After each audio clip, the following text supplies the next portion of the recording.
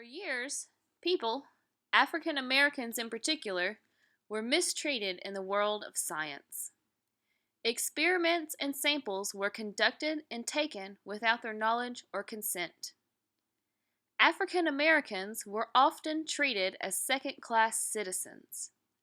In the 1950s, a particular African American woman went into Johns Hopkins Hospital for treatment of her cervical cancer. Her cells were taken without her knowledge and grown and sold to laboratories around the world.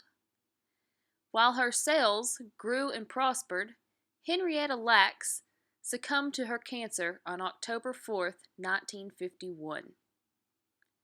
While her family was left to continue on with second-rate health care, HeLa cells, as they were called, were traveling around the world and beyond. Henrietta's cells became the first human cells in space, the first human cells to be cloned, and contributed greatly to the eradication of polio in the United States. HeLa cells helped the world understand cancer and other medical abnormalities. While the world was advancing and learning from Henrietta's cells, Henrietta's 5 children were left to try to understand their mother through photographs and stories told to them by relatives. Years would pass before Henrietta's family would learn about the scientific advances made through the selling of the HeLa cells.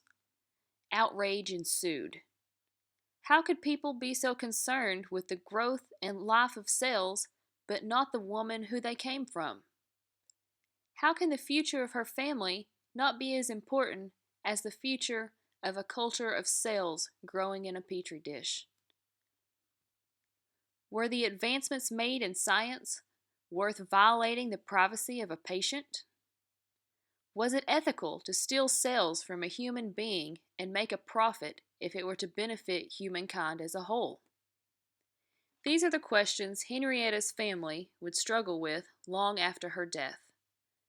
But could they really come to grips with Henrietta being dead if her cells are continuously growing around the world decades after they put her in the ground?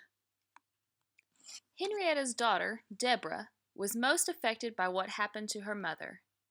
As quoted in the book eventually written about her mother, Deborah states, "When I go to the doctor for my checkups, I always say my mother was HeLa. They get all excited, tell me stuff like how her cells help make my blood pressure medicines and antidepressant pills, and how all this important stuff in science happened 'cause of her. But they don't never explain more than just saying, 'Yeah, your mother was on the moon. She spent in nuclear bombs and made that polio vaccine.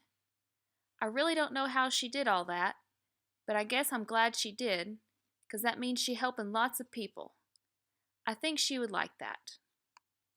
As an adult, Deborah could realize how the medical advancements made possible by the use of her mother's cells helped people around the world, but she still had questions.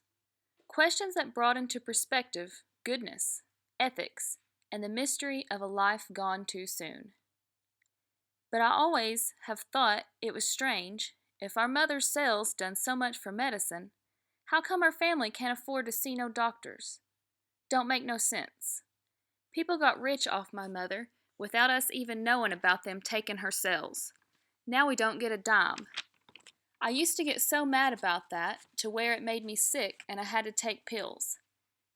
But I don't got it in me no more to fight. I just want to know who my mother was."